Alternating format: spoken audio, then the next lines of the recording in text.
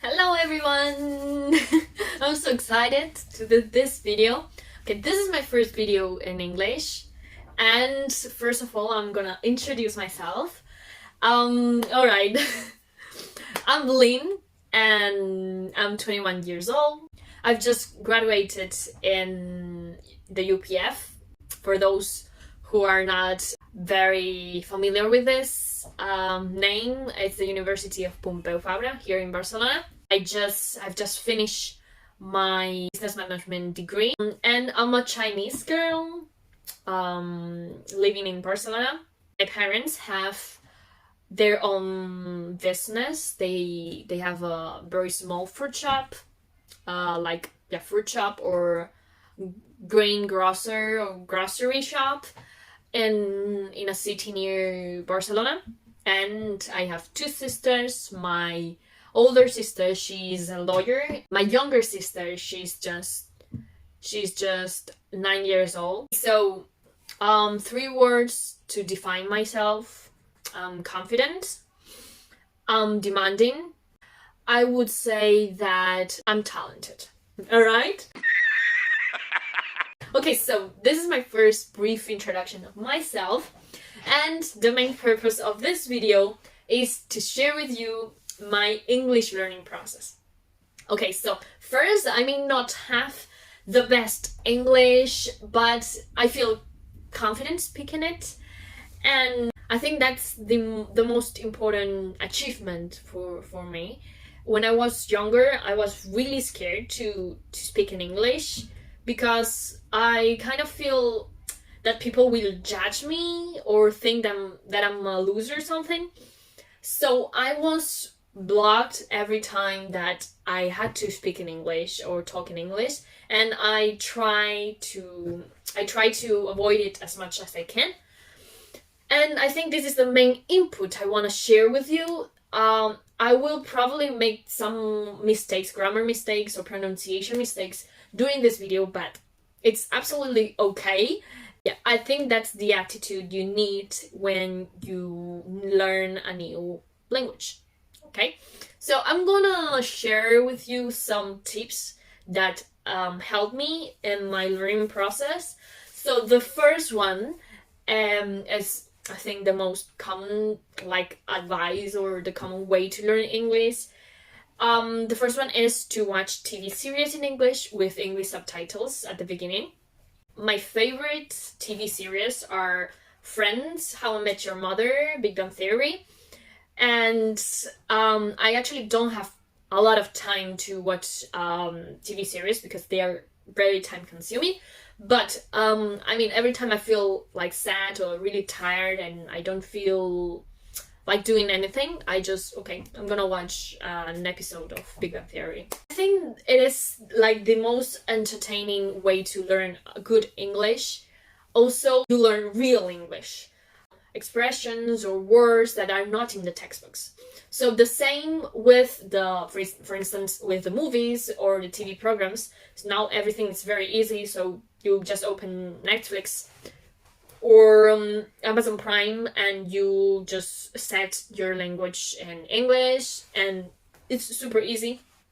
So that's my first tip. The second one is to listen to BBC podcasts or TED Talks. There are lots of podcasts. They're short. You can listen to them when you're driving or when you are waiting for the bus or in the metro. And I think it's the most clever way to use your time, and it will really improve your listening skills.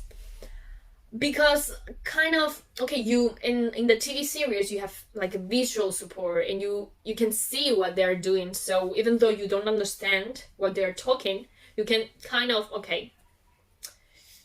understand what's going on. But in the case of the podcast, you have to focus and be concentrated to understand the speech. So I think this is the way that really helped me to prepare my TOEFL. Now I'm not doing this because I'm not preparing myself for an exam or an English level test or something. So I just don't do this now, but it's a really good way. The third tip is to read in English. If you are a frequent reader, you can try to read your favorite book in English. In this case, having an ebook will help a lot. I'm reading Sherlock Holmes, and every time I find a word that I don't understand, I just have to click on the word, and then it will appear the Oxford Dictionary entry with the definition of that word. So it is really easy with an ebook. By reading it, it's better to improve your grammar. When you're reading, you just see some verbs, for instance, that they are in the past tense or in the participle, and by reading little by little, when you have to use that verb, you will just it will just pop out of your head, and it will be really easy. The fourth tip is to talk in English. It's a very obvious way, right? So I have some inside this, I have some tips also, that it's basically if you have brothers or sisters, you can play the game of only English day. So you must talk in English all the day. Or do all the things I've mentioned, for instance, listen to a TED Talk or reading in English, or I don't know, watching a movie together. So you can kind of discuss and also motivate each other to do that.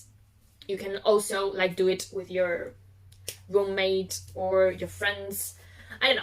Okay, also you can do some exchange sessions with your English friends, some of your English friends for example. So this year I've started to do so with my German friend Johanna, because she's learning Chinese and she needs some practice too. We spend 2 hours every week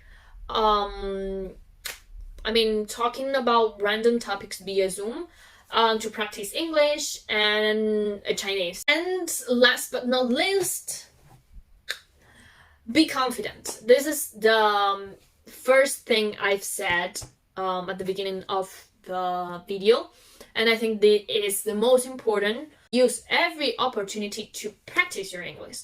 It's okay to make mistakes, alright? And I'm sure that there will be people writing comments like, you have just said something and it's actually this instead, or whatever. But I think people actually don't care about how good your English is, but they care what you're communicating to them. Okay, so express your confidence and openness when you are talking with people. I think that's the most valuable thing. So this was all for today. I hope these tips can help you to define your own way to learn English, more adapted to your needs, to your time availability. And thank you a lot for watching. Just leave me comments, please. If I've made some mistakes, correct me and I will try to change it. So please, I will appreciate a lot if you leave me comments like, you don't say this in English, you say this in that way or something. Okay, so just correct me, I like that. And leave me other comments if you want, if you like the video. And just give me feedback. I like feedbacks, okay? So see you in the next video. Bye!